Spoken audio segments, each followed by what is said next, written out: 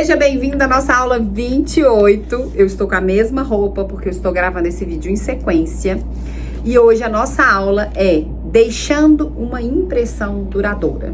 Gente, aqui é quase que a continuação da nossa aula 27, onde nós falamos sobre sair da nossa zona de conforto e fazer algo por alguém, né? Deixando uma impressão duradoura. A conscientização do que significa ser ecologicamente correto continua a ganhar força. Parece que hoje em dia, cada vez mais, pessoas estão preocupadas com suas pegadas ecológicas. Questões importantes como o aquecimento global, a reciclagem, a dependência de combustíveis fósseis e a poluição continuam em alta. O que leva todos a se esforçarem por deixar a menor pegada ecológica possível. Então, tem a minoria, mas tem pessoas que já não utilizam, por exemplo, canudo de plástico, tem canudo de metal. Pessoas que tentam utilizar o mínimo possível de plástico. As empresas já estão aderindo aos papéis recicláveis, né? Tem pessoas que separam os lixos orgânicos dos lixos recicláveis. Enfim, queremos ser bons administradores do planeta por causa da responsabilidade que Deus nos confiou em relação à sua criação. Contudo, na mesma medida que procuramos maneiras de diminuir a pegada ecológica, devemos aumentar a pegada espiritual. Precisamos causar a impressão mais positiva e mais duradoura possível na vida das pessoas. Para fazer isso, é necessário ter um firme propósito em relação ao tipo de impressão que estamos deixando. Muitas vezes, nossas prioridades espirituais convergem com a aplicação prática. Nunca me esquecerei de uma campanha em nossa igreja motivada pela descoberta da falta de sapatos nos abrigos dos sem-tetos de Houston. Muitas pessoas contribuíam com cobertores e comidas, mas poucas perceberam a grande necessidade que os sem-tetos tinham de sapatos quentes e em bom estado. Assim, no final de um culto, compartilhei minha visão de que poderíamos fazer uma enorme diferença em apenas um único final de semana. Pedi a todos que se sentissem tocados, que tirassem seus sapatos e os deixassem na frente da igreja, saindo de meias ou descalços, sentindo o chão frio que muitos homens e mulheres sem teto sentiam todos os dias. A igreja respondeu ao desafio de maneira impressionante. Recolhemos 4.500 pares naquele dia e resolvemos o problema de sapatos de Houston, fazendo um estoque para vários meses. Esse é o tipo de impacto que podemos provocar a cada dia. Não é preciso tornar-se missionário internacional, ser milionário e nem pedir demissão do seu emprego. Se quisermos causar impacto sobre aqueles que nos seguem, precisamos apenas amar a Deus, servir aos outros e doar aquilo que já nos foi concedido. Uma das melhores maneiras de contribuir com o nosso legado espiritual único é o tratamento que dispensamos às pessoas. Uau! Na hora que eu tava lendo aqui, eu fiquei imaginando eu fazendo isso na minha igreja. Mandando o povo, gente, todo mundo tira o seu sapato e traz aqui no altar que o sapato que você vê na igreja hoje, nós vamos doar para pessoas que não têm sapato. Gente, isso é muito forte. Vale a pena refletir. Pergunta. Pense numa experiência recente em que suas crenças espirituais o levaram a uma aplicação prática de serviço a outras pessoas. Gente, hoje é quinta-feira, hoje é sexta. Domingo, há 5 dias atrás, nós estávamos num bairro com 60 pessoas da nossa igreja levando comida, roupa, um monte de coisa. Então, recentemente eu participei de uma ação, né? Que necessidade dessas pessoas a experiência pôde satisfazer? Que necessidade ela satisfez em você? Então, vamos lá. Pense na última experiência que as suas crenças espirituais te levaram a ter na prática um serviço para outras pessoas. Porque você conhece Jesus, porque você tem Deus na sua vida, te levou a ajudar outras pessoas. Que necessidade essas pessoas tinham e você pôde satisfazer? E qual a necessidade que satisfez em você? O que mudou em você ao ajudar pessoas? Do mesmo modo que devemos controlar a emissão de gases tóxicos industriais e diminuir a poluição, devemos lidar com os resíduos que se acumulam na nossa alma. Pode ser tentador desprezar nossas próprias faltas e deficiências e nos concentrar exclusivamente nos erros alheios. Todos nós conhecemos pessoas que se orgulham de sua espiritualidade, mas que apontam as falhas dos outros e ignoram as próprias. Quem nunca? Todo mundo conhece alguém que ama falar dos defeitos dos outros, que ama falar da vida do outro, mas não olha para o cisco que está no seu próprio olho. Deus nos chama a olhar para dentro e examinar nossa própria consciência sem julgar outras pessoas. Lemos em Isaías 1,18. Embora seus pecados sejam como o de escarlate, eu os tornarei brancos como a neve, e embora sejam vermelhos como o carmesim, eu os tornarei brancos como a lã. Todos nós cometemos erros, fazemos escolhas ruins e ferimos aqueles a quem mais amamos. Podemos tentar cobrir o lixo da alma, ignorá-lo e fingir que não está ali. Mas isso não elimina a poluição que corrói e sufoca o nosso coração. Julgamos os outros fazendo comparações tais que nos levem a pensar que somos melhores por não ter cometido determinados erros. Mas pecado é pecado, né, gente? Não é porque você não usou droga, não é porque você não matou uma pessoa, não é porque você não roubou ninguém, que você tá melhorzinho do que quem fez, né? Pecado é pecado. Talvez eu e você tenhamos pecados diferentes na vida, mas todos eles nos colocam abaixo do padrão de Deus. Todo mundo já teve uma alma poluída porque todos nós pecamos. A notícia que transforma a vida é que Jesus Cristo nos perdoa e nos limpa, até mesmo da sujeira mais oculta. Converso com muitas pessoas que se aproximam do final da vida e a maioria delas é forçada a enfrentar faltas, arrependimentos e erros. Em geral, estão mais ansiosas que nunca para abraçar o presente da graça de Deus. A boa notícia é que temos esse dom à disposição a cada dia. Quer tenhamos 4 semanas, quer muitos anos pela frente neste mundo. Se quisermos deixar um legado de graça para aqueles que nos sucederem, temos de começar reconhecendo a nossa necessidade pessoal do perdão de Deus. Uma das melhores maneiras de fazer isso é pelo exame diário da consciência. Quando estamos em dia com Deus, impedimos que os escombros espirituais se acumulem e bloqueiem nossa capacidade de amar e servir. É porque a gente não para analisar o que a gente está fazendo, né? Gente, eu oro todo dia, eu falo, Deus, não me deixa enganada, não me deixa achar que eu sou alguma coisa, porque assim, eu percebo a quantidade de pessoas, principalmente nesse ambiente de igreja, as pessoas chegam pra mim pra falar mal do irmão da igreja. As pessoas me procuram pra falar mal, e eu falo, você tem que amar, você não tem que me procurar pra falar mal de alguém, você tem que orar por essa pessoa. Ah, Rafa, mas você é a pastora, mas eu não preciso saber que você tem um problema de convivência com alguém. Eu não preciso saber que você tem uma dificuldade de relacionamento com o outro. Você tem que ajoelhar no chão, fechar a porta do seu quarto, vai orar e vai pedir a Deus para te ensinar a amar uma pessoa difícil. Porque eu vejo, assim, a quantidade de cristão falando mal dos seus irmãos dentro da instituição igreja é uma coisa absurda. É absurdo quantas pessoas menosprezam os outros, gostam de criticar, gostam de ver os defeitos das pessoas e não olham para elas mesmas. Porque a maioria que fala mal dos outros, o povo também fala mal dela. Aí eu não posso falar, mas a vontade que dá de falar assim aqui, você tá achando ruim de fulano, mas tem uma galera que também acha ruim de você. Só não fala na sua cara. Tem um monte de gente que também te acha difícil, que também te acha chato, que também te acha complicado, que também não quer conviver com você. Só que quem tá falando mal não para olhar pra si e analisar. Será que eu sou fácil de conviver? Porque às vezes tem alguém que é difícil de conviver, mas eu sou fácil? Não, eu também não sou fácil. E tem pessoas que também têm que ter paciência comigo. Tem pessoas que vão ter que me amar com os meus defeitos. E por que eu não posso amar o outro com os defeitos dele? É porque a gente não se acha imperfeito, a gente não se acha chato, a gente não se acha difícil. Então todo mundo tem muitos problemas, mas a gente não tem. A gente é muito legal, a gente é muito bacana. Então se a gente não olhar para dentro de nós, se a gente não tiver essa consciência em Deus, Deus me muda, me faz ser uma pessoa paciente, me faz ser uma pessoa mais amorosa, me faz ser uma pessoa mais alegre. Porque o que reclama da cara ruim de outro também tem cara ruim. Esses dias uma pessoa me procurou para apontar o dedo que uma pessoa tinha a cara fechada.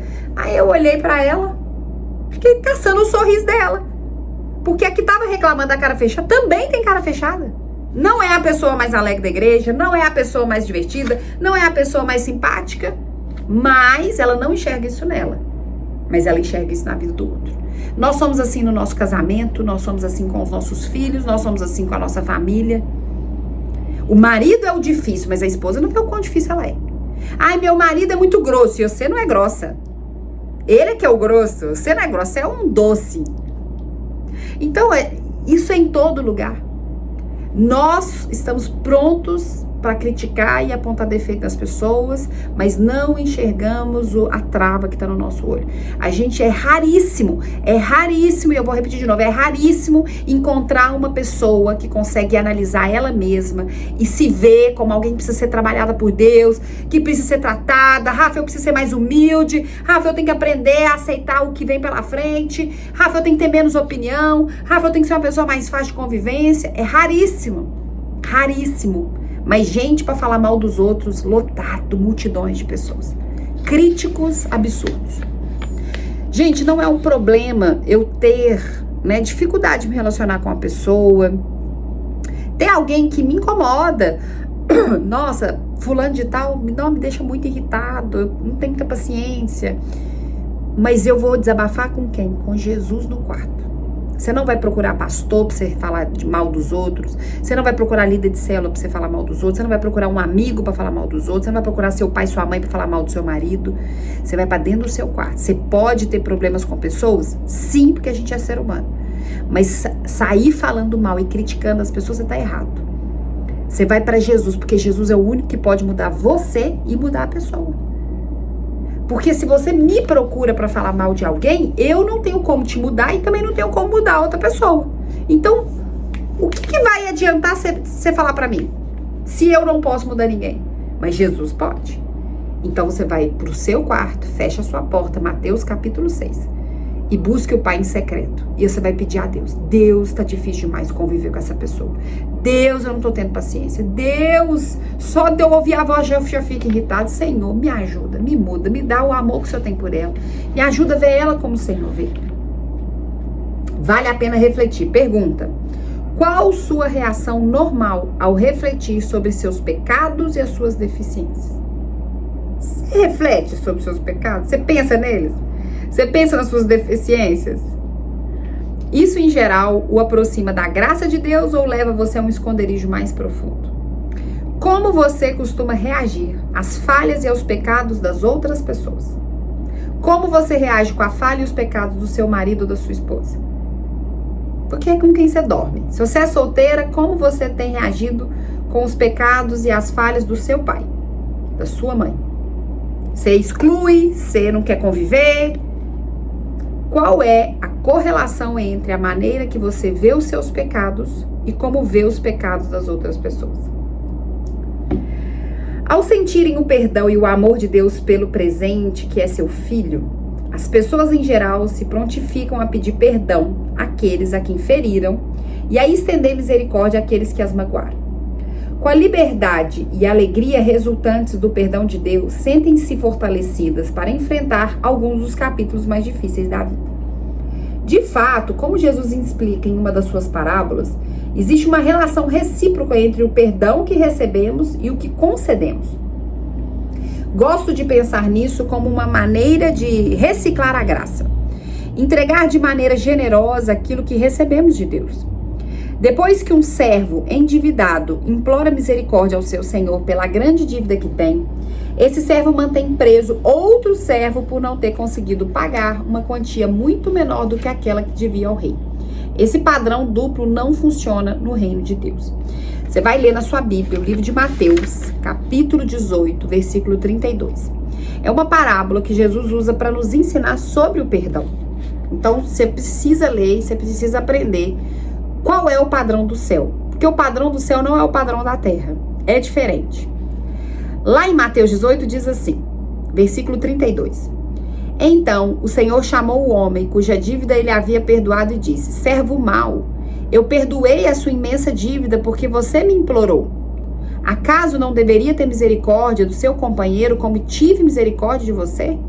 E irado, o Senhor mandou o homem à prisão para ser torturado até que lhe pagassem toda a dívida. Assim também, meu Pai Celestial fará com vocês, caso se recusarem a perdoar de coração os seus irmãos. Isso aqui é Jesus falando. Ele falou que Deus, o Pai Celestial, fará com que vocês, caso se recusem a perdoar quem te feriu, quem tá te devendo, quem te ofendeu. Gente, as palavras de perdão na Bíblia é dura. Lá em Mateus capítulo 6, Jesus fala, né? Que se nós não perdoarmos os pecados das outras pessoas, Deus também não perdoa a gente. Porque a gente quer receber perdão de Deus, porque a gente é falho. Mas a gente, quando tem que perdoar alguém, a gente tem muita dificuldade. Tem gente que vira pra mim e fala, mas eu não tô pronto pra perdoar. Bonito, Deus também não tá pronto pra te perdoar, não, vai pro inferno. A gente não pode falar. Mas é assim que a Bíblia fala. Se julgarmos menos e confessarmos mais as nossas próprias... Vamos lá. Se a gente julgar menos as pessoas, as falhas das pessoas e confessarmos mais as nossas próprias falhas, investiremos num legado eterno, nosso caráter e seu efeito sobre as gerações futuras. Pedir perdão e admitir que ferimos alguém talvez nunca seja fácil ou tão natural quanto gostaríamos. Mas se soubéssemos que não teríamos outra oportunidade de acertar o relacionamento, aproveitaríamos todas as possibilidades para expressar nossa tristeza por termos ferido os outros. Em Provérbios 28:13, aprendemos que quem oculta seus pecados não prospera. Quem os confessa e os abandona recebe misericórdia. Provérbios 28:13. Quem oculta os seus pecados, aquele que não quer olhar para si mesmo, não vai prosperar na vida. Tudo que você pôr a mão vai dar errado, todo negócio que você abrir vai dar prejuízo, tudo que você se dispor a fazer não vai ter sucesso. Tem hora que, parece que eu sou zicado, tenho o dedo podre, não, é porque talvez você só precisa perdoar pessoas porque você não perdoa. Todo mundo é ruim, eu sei que é bom. A Bíblia diz que quem oculta os seus pecados, quem não quer olhar para si mesmo e ver sua arrogância, seu orgulho, não vai prosperar. Mas quem confessa as suas falhas e os seus pecados, recebe misericórdia. Provérbios 28:13. O ato de abrir o coração pode restaurar o nível de paz que o orgulho, a ira e a pretensão roubam de nós. É muito comum tentarmos fazer acertos com os outros sem de fato aceitar e sentir o poder da graça na nossa vida. Achamos que precisamos esforçar-nos muito para fazer ajustes com as pessoas que ofendemos e permanecemos calados em relação àqueles que nós ferimos, fingindo que nada aconteceu. A grande verdade é que, não fala nada não, deixa que o tempo resolve. Não resolve, o tempo não resolve. Mas quando encontramos o poder radical da graça de Deus, ele literalmente transforma a nossa vida. Deus o ama como você é, mas ele o ama demais para deixar você continuar do jeito que você está.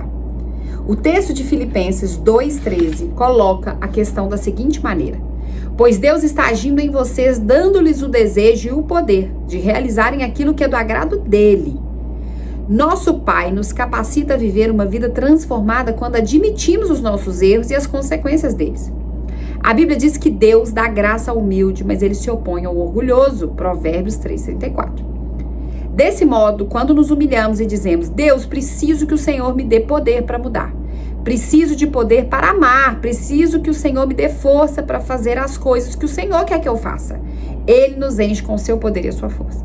Ou seja, quando você tem dificuldade de se relacionar, pede a Deus. Deus, eu não gosto de gente. Tem um monte de gente deixa comentar, Rafa, eu não gosto de pessoas. Pede Deus poder para você gostar de pessoas. Fala, Deus, me ajuda a amar as pessoas, me ajuda a conviver com gente. Pede a Deus poder. Cristo por isso que eu falei, gente, que não adianta você me procurar para falar mal de alguém, porque eu não posso mudar nem você e nem a pessoa. O que você tem que fazer? Você tem que orar. Ore por essa pessoa. Aquilo que te incomoda, Senhor, incomoda ela. Incomoda as roupas que ela tá usando, incomoda o jeito que ela fala, incomoda a forma que ela lida. Senhor, transforma ela, transforma eu primeiro.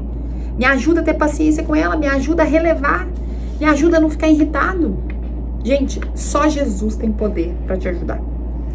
Cristo nos encontra em meio à nossa vida confusa, mas ele não diz, ei, primeiro mude as suas atitudes e depois vou pensar em amar você.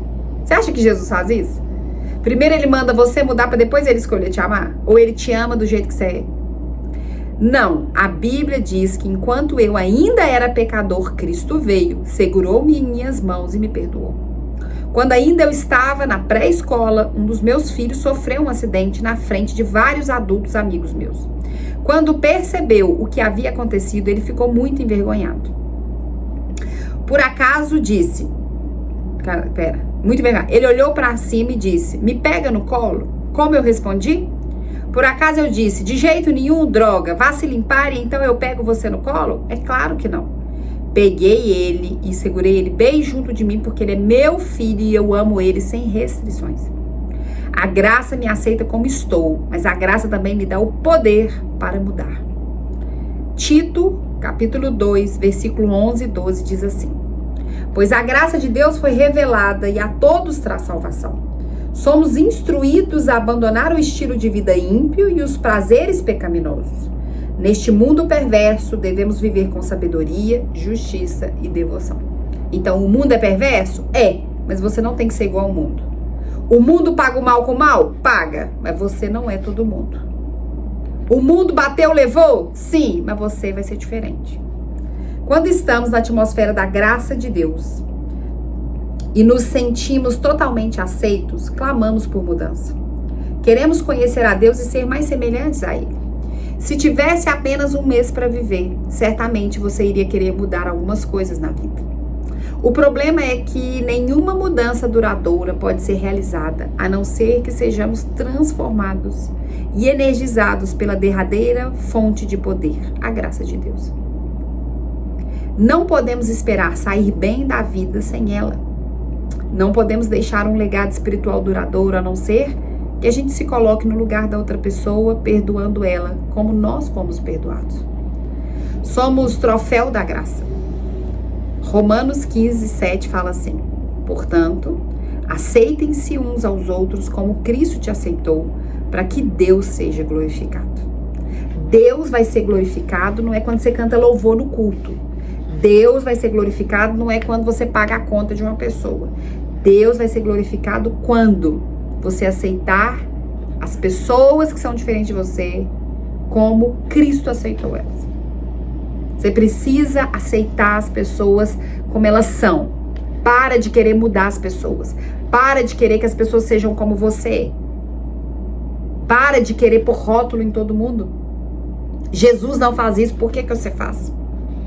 Devemos aceitar uns aos outros e mostrar o amor de Cristo aos que estão à nossa volta. Isso pode significar que às vezes haverá uma confrontação com os outros ou que será preciso humilhar-nos a ponto de confessar e pedir perdão. Somente a graça de Deus nos permite esquecer as feridas do passado e perdoar os outros. Somente sua graça pode motivar-nos a deixar de lado o orgulho, a vergonha, a culpa e o arrependimento e pedir que os outros nos perdoem. Tem gente que não pede perdão porque tem vergonha. Rafa, mas como que eu vou lá? Eu vou pedir perdão, eu tenho vergonha. Vai com vergonha. Quanto mais colocarmos a prática da graça em nossa vida, maior será o legado que deixaremos. Nas palavras de Jack Whisper, disse: a graça não é uma breve oração que se recita antes das refeições. Ela é uma maneira de viver. Que lindo, né? A graça não é uma oração que você faz na hora de almoçar. Ela é a forma que você vive, né? Muita gente tem o hábito de orar para comer, né? Porque a comida é sagrada, para agradecer que nada tem faltado. Não vamos agradecer porque tem comida na mesa. Amém, tem que fazer isso mesmo. Mas a graça não é isso. A graça é a nossa forma que a gente vive. É como a gente é transformado. O cristão precisa viver uma transformação genuína. Exercício para você fazer aí no seu caderno. Primeiro, pense numa pessoa querida que já faleceu, alguém que morreu, que você amava muito. Como você descreveria o legado espiritual que essa pessoa deixou? Legado espiritual, não é legado de corpo e alma, é legado espiritual, envolvendo as coisas de Deus. O que você gostaria de imitar em relação ao legado de caráter dessa pessoa e o que você evitaria? Então você vai pegar uma pessoa que morreu, que você amava muito, e você vai escrever qual foi o legado espiritual que essa pessoa deixou. O que ela impactou? O que você gostaria de fazer como ela fez, de imitar a conduta dela? E o que você evitaria, o que você não faria? Segundo, passe algum tempo com Deus em oração e confissão. peça que Ele lhe revele a graça de uma maneira nova, de modo que você consiga compreender melhor a plenitude do amor que Ele tem por você. Dirija-se a alguém a quem você ofendeu ou feriu e peça perdão. Então vai pro seu quarto, fecha a porta, ajoelha, confessa seus pecados, pede a Deus para te ajudar a mudar e pede Ele para te mostrar, te ensinar que a graça que Ele te perdoa, que Ele te dê para você perdoar quem te feriu, quem você machucou. Terceiro exercício: existe alguém que precisa do seu perdão? Você tem que alguém que precisa ser perdoado por você? Reflita sobre o alto preço que Deus pagou para perdoar você. Pergunte a Deus qual atitude Ele deseja que você tome em relação a essa pessoa. Você vai perguntar para Deus assim: Deus, o que eu faço? Se eu quer que eu vou lá, eu mando uma mensagem, eu ligo, eu mando uma cesta de café, eu escrevo uma carta. Porque a carta é uma ótima opção, porque na carta você consegue escrever coisas que, se for presencial, você não dá conta de falar. Eu já vi muita gente que vai presencialmente até a pessoa, mas na hora que ela chega, ela trava, e aí ela só fala assim: aqui, me perdoa. Tem gente que pede perdão pra mim, pro Pedro, que a gente pergunta: perdão de quê? Rafa, me perdoa? Tá, mas perdoar de quê? A pessoa não fala. Ela acha que só pedir perdão, não, eu vim aqui te pedir perdão. Pelo quê? Então as pessoas, elas não conseguem falar: olha, porque eu falei isso de você, porque eu fiz isso com você, porque eu pensei isso sobre você. Ela não fala. Se a gente não provocar isso, a pessoa não fala. Eu te perdoo, claro que eu te perdoo, mas eu quero saber pelo que eu tô perdoando, porque eu não sei.